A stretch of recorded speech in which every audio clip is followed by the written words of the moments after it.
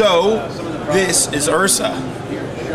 URSA is a full-size production camera. So back to, as I mentioned, the current cinema camera line that we've had, we're all kind of thought of these handheld DSLR-like, but with great production value, great post-production value, being able to do RAW and cinema DNG.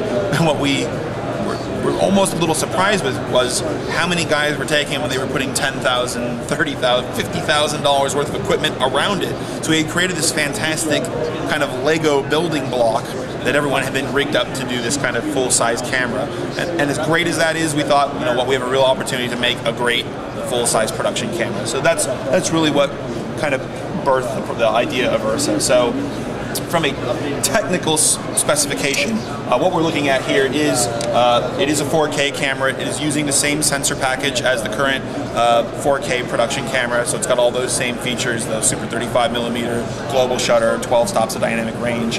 But the nice part is that sensor package and lens mount are removable.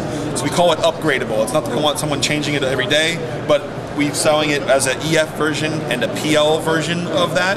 But we've also announced that we want to do a B4 version, hopefully later in the year. That may be a different sensor package. What happens if in 2 years from now we find that there's a new sensor that's affordable and does higher frame rate or a larger resolution?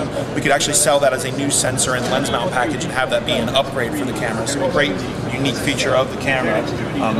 When we thought about the design of the camera, it does perhaps look a bit more traditional in the sense of the shape of the camera, but one of the things that was really important to us in order to help differentiate again from our other cameras was, of course, we want to be able to think about how a single user would use it, but also how multiple users would use this in a full production. So again, we're going to see this giant 10-inch viewfinder here. The idea being that if perhaps I was putting on a tripod, I could have a director sitting here making sure everything is in frame. We have our touch controls over here, so very similar to what we see on our current cameras, being able to make adjustments. But then if I come around the other side, well, what happens if I want to have an audio guy over here? I've got my VU meters, I've got my volume control, I've got my headphone jack. But what I want to have a focus assist over here. I can have someone pulling focus, taking a look at all these same menus as an assistant. So we've thought about the zones around the camera and how we can have this be a multi-user camera for a large production.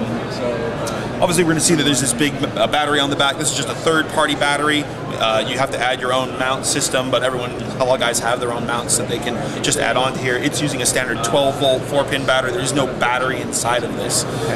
We did want to try to conserve room in here. We are using CFast cards, which are smaller than solid-state discs. They're kind of a little bit better for video. We find that they're new technology. They're obviously a bit more expensive right now. It's about $1,200 for the 128 gig cards. But the nice part is there are two of them. So while one is recording, you can go ahead and replace the other one. When that fills, it will close the frame, start the next frame on the next one, record, and you can kind of continue to do that hot swappable recording process there. This is a 12 gig SDI camera. We don't add 12 gig to all of our products because it's not entirely necessary. It is hot. It does create some extra cost. But because this camera is bigger than our current production 4K, we can go up to 60p on this camera. And we deal with the heat by we actually have a water cooling system within the camera here. And there's just a noise silent fan that's just moving the warm air out of it. So we're using some of that extra size to our advantage to deal with the heat there. Other standard features, we've got the XLR audio on here with the phantom power. We have the down converted SDI for an EVF. Obviously, if I was going to do a shoulder mount, the viewfinder may not be the most ideal solution. We're excited about the camera.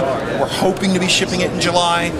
It's using the same sensor, so that's usually a stumbling block that takes us a bit of effort. So we're hoping July is a realistic date. We want to have both the EF and the PL version shipping. Slight price difference between those: $6,000 for the EF, $6,500 for the PL. And we're excited to show this camera. What was the decision behind going with CFast rather than your SSD drives in your other cameras? Two things. One being size. Yeah. The size of the SSDs would have probably have made this be wider, or we would have had to change the design. But we also think that going forward, they're going to be better for.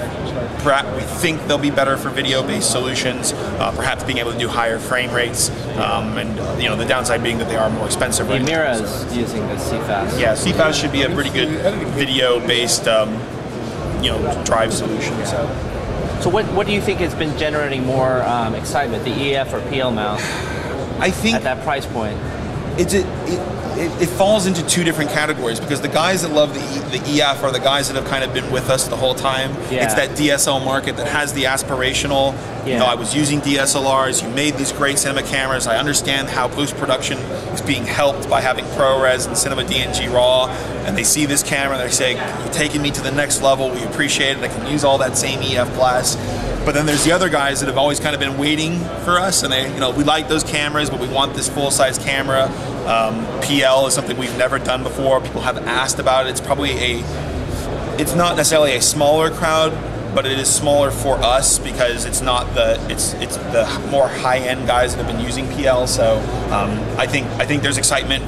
There's excitement from both of those groups of people. So I'll be interested to see what the actual you know, what the actual numbers start coming in when we start seeing the orders for them. But you know, I think the fact that it's interchangeable, not really interchangeable, but upgradable, is going to be a big thing that people